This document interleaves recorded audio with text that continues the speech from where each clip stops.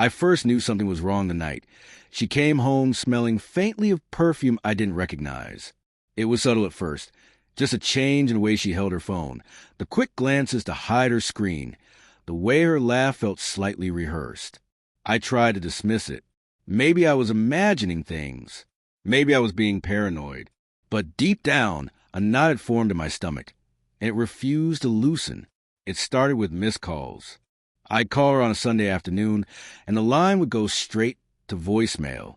When I asked why, she said she'd been caught up with work things. I trusted her because I wanted to believe the woman I'd loved for 10 years wasn't capable of lying to me. But that trust began to wobble when she started closing apps when I walked into the room, deleting messages, locking her phone. I kept finding little things. A reservation at a fancy restaurant she didn't mention. A new fragrance on her scarf that I hadn't bought. Late nights she insisted were meetings, but she would never tell me who she was meeting. Each time, I told myself I was overthinking, that I was imagining betrayal where there was none. But then came the message that broke everything. I was at work when my phone buzzed. It was an email notification, not from her, but from our shared cloud account. A calendar invite hidden among shared files titled Engagement Dinner with the Boss. My chest froze. I stared at it, rereading the words, feeling a cold sweat spread across my back. My mind raced. She couldn't, she wouldn't.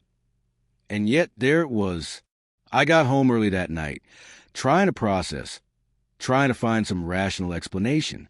Maybe it was a mistake, some kind of joke, but the way she greeted me, with a small, forced smile, made my heart drop further. I couldn't meet her eyes. Something was there, fear, guilt, anticipation.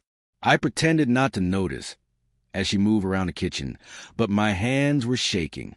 Later, I found the messages, hidden under a folder I didn't even know existed. Heavily affectionate texts, planning an engagement, talking about a future I had assumed was ours. She had been meticulous, careful not to leave anything out in the open. I read every line, the words carving themselves into my mind like knives. I confronted her the next morning, voice tight, heart pounding. Is this true? Are you engaged to him? She looked at me for a long moment, eyes darting away, then finally, I didn't mean for it to happen like this. I never wanted to hurt you.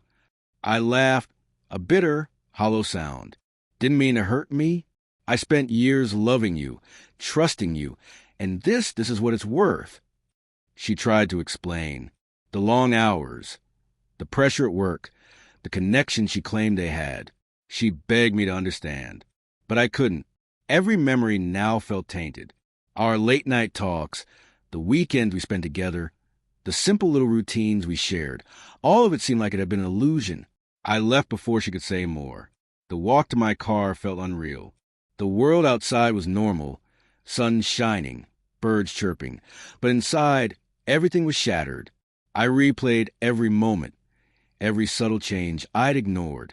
I hated myself for missing the signs, and I hated her for what she'd done. I didn't cry that day or the next. I didn't scream or beg. I just walked alone, letting the cold air hit me, feeling the sting of betrayal and the quiet resolve growing inside me. I realized that my dignity mattered more than any apology she could offer. That love alone wasn't enough to save something poisoned by deceit. Weeks later, I packed her things, her perfumes and scarves and reminders of the life we shared, and left them at the doorstep. I didn't expect her to beg. I didn't expect closure. But I did expect to survive, to rebuild. Sitting in my empty apartment that night, I let the silence settle around me. And in that silence, I found a strange kind of strength. I had been broken, yes, but I hadn't been destroyed. I had learned that love could be beautiful and cruel, that betrayal could teach resilience, and that sometimes the hardest goodbye is the one you don't scream, but simply live through. She was gone, but I was still here. And for the first time in months, I breathed without the weight of someone else's deceit pressing on my chest. I would survive. I would remember. And one day I would trust again, but on my own terms.